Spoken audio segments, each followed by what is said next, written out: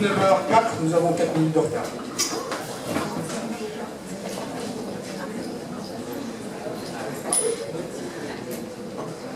Bien, bonsoir à toutes, bonsoir à tous. Je vais devoir faire ça toute la soirée. Mais presque. Ça va aller moins vite que les balles de tennis de bientôt Roland Garros. Donc bonsoir à toutes, bonsoir à tous. Nous sommes ce soir 80. Encore d'autres qui vont arriver. Malgré la situation sanitaire, bravo et merci. Et à 48 heures près, on a annulé une nouvelle fois. Tout d'abord, je vais vous remercier de respecter les règles. Merci de porter vos masques, s'il vous plaît, tous et toutes. Donc, port du masque pendant l'AG, avec distanciation. Vous voyez qu'on a organisé les deux salles en conséquence. Distanciation pendant le cocktail. Le service est assuré, comme vous l'avez vu, à l'accueil par le personnel de Chouette Traiteur. Pas de buffet et on ne se sert pas. À votre disposition, gel et masque. Des masques, si vous tirez trop sur la ficelle. Interprétez comme vous voulez. La suite n'a rien à voir avec la Covid. Vous avez sur vos tables un petit cadeau d'anniversaire. Vous savez que ce soir, nous fêtons aussi les 30 ans du club. Donc sur les tables des étuis de Calisson, du Roi René, préparé par Karim Basset, qui va se lever.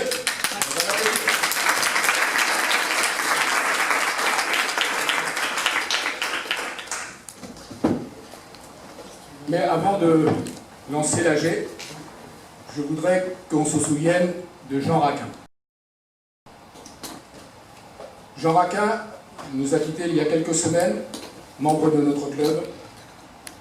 Jean était éducateur de formation, il a rejoint l'EPEP, où il a pris la direction de l'ESAT, puis de Challenge-Emploi. Il a participé à l'installation de l'ESAT à Valmy, la construction du site L'Intervalle Restauration, toujours à Valmy, puis récemment dans le secteur des personnes âgées en prenant la responsabilité des 3 MARPA, Maisons pour l'Autonomie et la résidence de personnes âgées, en Côte d'Or. Jean, féru de moto, de voyage, de belles voitures et de technologie, amateur de bonne chair et de convivialité, il avait 3 fils et 2 petits-fils. Il est parti en longue maladie en octobre 2018 et nous a quittés le 17 août 2020. Je voudrais qu'on l'applaudisse.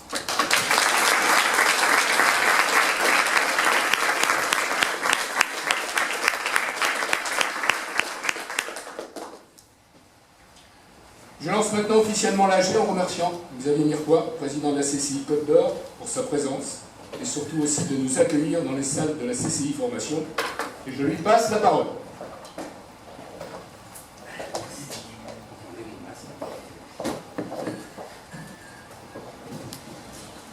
Mesdames, Messieurs, bonsoir, bienvenue à la CCI Formation,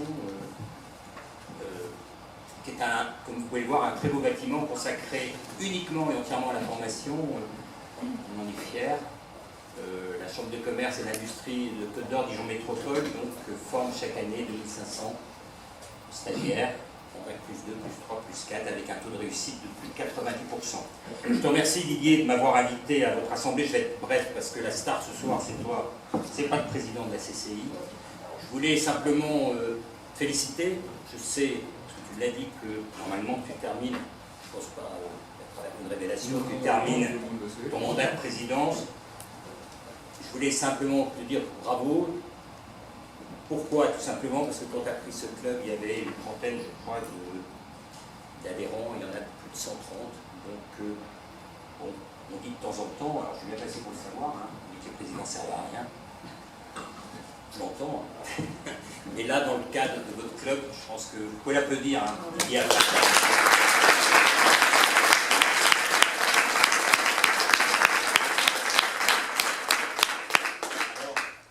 deux mots, vous dire aussi que je ne vais pas vous parler de la pandémie. Hein. D'abord, je n'en ai pas les compétences, je ne suis pas médecin. La seule chose que je peux dire à titre personnel, c'est que la gestion de cette pandémie est pour moi, mais ce que je dis n'engage que moi, ne me convient pas au niveau de l'État, il ne me convient pas au niveau des entreprises. Tout ce qui est décidé encore aujourd'hui en termes des restaurants et tout, c'est une horreur et à mon avis, ce n'est pas le bon choix. Maintenant, ce que je dis n'engage que moi.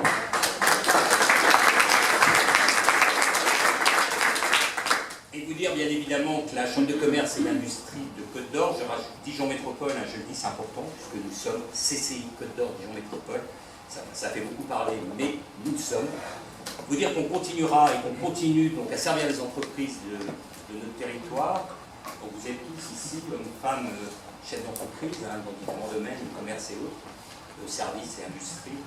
Vous dire qu'on sera toujours à votre disposition, qu'on continue avec, bien évidemment, dans un contexte, j'allais dire, bon, je ne vais pas revenir sur la pandémie, dans un contexte général qui n'est pas très bon, dans un contexte financier qui est compliqué aussi, mais finalement on s'aperçoit que les relations que nous entretenons avec les clubs, tous les clubs de la Côte d'Or, on travaille avec, je pense, sous le contrôle de Gilles, une trentaine de clubs hein, répartis sur la Côte d'Or.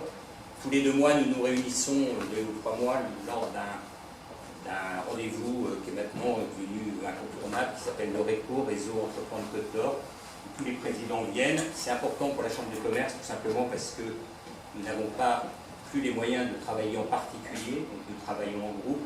Et le fait pour la Chambre de commerce et pour le président et pour tous les permanents et collaborateurs qui sont présents ici, que je salue, hein, bien évidemment, c'est l'occasion pour nous d'avoir des informations, des remontées de ce qui se passe. Le rôle des chambres de commerce, le premier rôle des chambres de commerce étant, je le rappelle, de faire remonter des informations au plus haut niveau de l'État. Alors, soyons raisonnables, le plus haut niveau de l'État s'arrête à la préfecture. Nous sommes établissement public et donc nous dépendons totalement de la préfecture.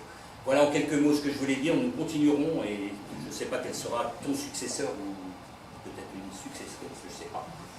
Nous continuerons à travailler avec ce club, nous continuerons à vous aider à la mesure de nos moyens et c'est important parce que on parle beaucoup à l'heure actuelle, on vit dans les... c'est dramatique aussi, hein, on vit dans les élections. On vient d'avoir les élections de la métropole, donc métropole, mairie, qui ont été un petit peu difficiles dans le cadre de la pandémie. Maintenant, on va travailler sur les élections du conseil régional, du conseil départemental, qui ont lieu dans un an. Alors, un mot, hein. À l'heure actuelle, avec le conseil régional, on ne peut plus rien faire. Je ne vous dis pas, les élections ont lieu en mars. Pour vous, ça fait 6 mois, le temps qui s'installe, ça veut dire pendant 1 an, travailler avec le conseil régional, c'est compliqué. Mais c'est toutes j'allais dire, l'existence, c'est la 5e République qui veut ça, et en fait, on fera avec, mais on n'a pas le choix. Voilà, cher Président, j'en dirai pas plus, je te félicite encore, on se continuera à se voir, nous, parce que nous avons une passion commune qui est le rugby, on continuera à se voir régulièrement, mais vraiment, je te félicite parce que tu as toujours joué le jeu avec nous, tu as toujours été de bons conseils, et c'est important pour nous. Voilà. Je vous souhaite une excellente soirée. Je ne vais pas pouvoir rester avec vous toute la soirée parce que j'ai quelque chose derrière après. En tout cas, je vous souhaite une très bonne assemblée et je vous dis encore que nous sommes là pour travailler avec vous. Je ne peux pas être plus précis. Bonne soirée.